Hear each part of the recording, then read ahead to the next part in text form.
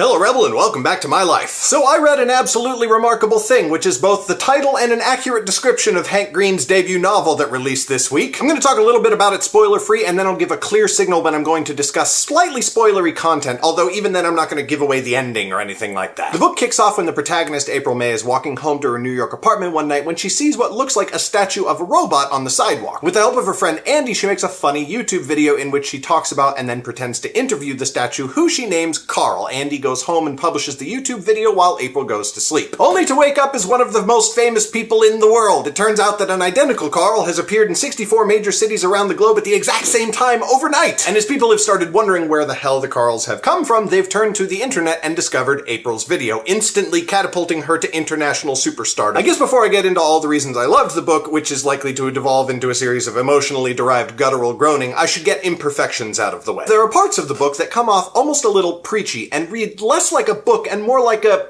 YouTube video, which the book was written by one of the world's biggest and best YouTubers about a fictional character who actually becomes the world's biggest and best YouTuber, among other things. So while it does initially look a little odd to have what appears to be a YouTube script in the middle of the novel, given the context of the story and the main character, it's actually a perfect choice. The only other thing I might caution potential readers about is that this story is very dependent on understanding how the social internet works. But again, that's exactly what this book is about, and it was written for people who understand these things pretty intimately. When it comes to the balance between character and plot, I do have to say that this is an intensely plot-driven book. Not only does the plot move the story, but it tends to grab you by the short hairs and drag you through the story. But despite being mostly focused on the plot, the characters are also amazing. The protagonist, April May, and her circle of friends are officially my precious children, trademark, and I love them and I would die for them. Okay, we're gonna dive into slight spoiler territory. I'm gonna try to keep it light, but if you haven't read the book yet and you don't want to know anything, skip to the time code that's displaying on your screen right now. So, it's difficult not to see April May's sudden meteoric rise to stardom and not read it as an allegory for Hank's own experience of being catapulted into the position of being a YouTube celebrity. As the narrative progresses and April May finds herself plunged deeper and deeper into the Carl controversy, the Carl-troversy, if you will,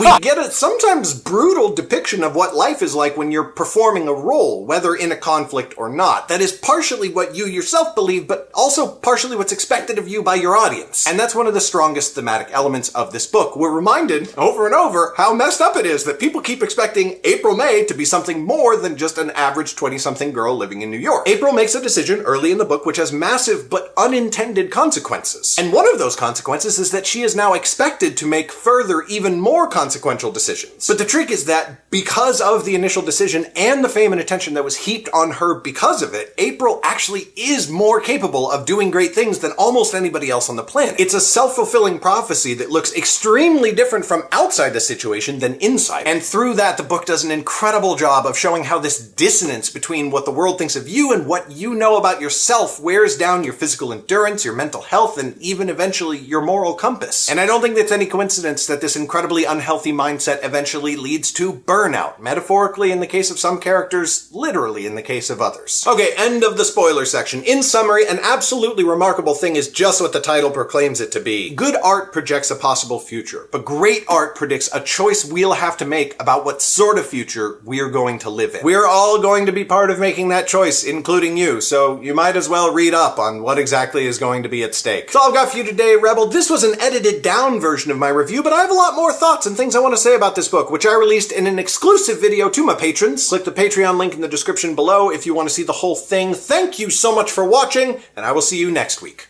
Bye!